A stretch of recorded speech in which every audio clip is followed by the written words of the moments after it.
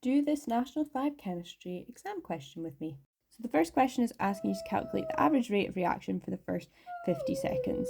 Please ignore my depressed dog in the background. Our average rate equation is always change in quantity over change in time, and I always like to put the time numbers in first. So we know that it's the first 50 seconds, which means our time is going to be from 50 to 0. Make sure you always put the times on the bottom. A lot of people accidentally put them on the top and then your answer ends up wrong. Then what we want to do is read what the quantity was at 50 seconds.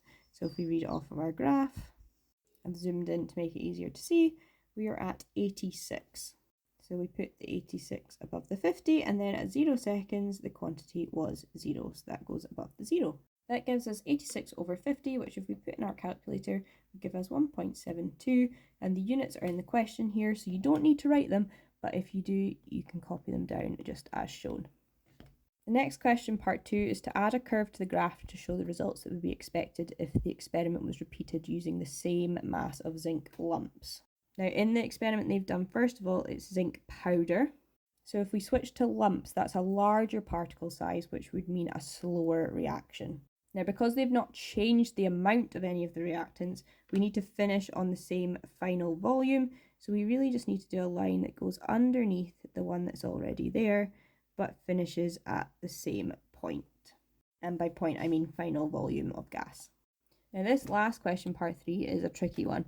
So it's telling you that they then do another experiment using the same mass of zinc powder and the same volume and concentration of hydrochloric acid instead of sulfuric acid. And you're to predict the final volume of gas in this reaction. Now, because they've got the same mass of zinc, the same volume and concentration, you would think that the volume of gas would be the same. However, one thing you need to watch out for with sulfuric acid is that it has double the concentration of hydrogen ions compared to hydrochloric acid or nitric acid. So because the sulfuric acid that they used the first time had double the concentration of hydrogen ions, it would produce double the amount of gas. So if we're swapping to only using hydrochloric acid, which has half the amount of hydrogen ions, then we are going to only produce half the amount of gas. So the final volume of gas was 96 in the first experiment, which then half of 96. So we should produce 48 centimeters cubed of gas if we switch to hydrochloric acid, which is half the concentration of hydrogen ions compared to sulfuric acid.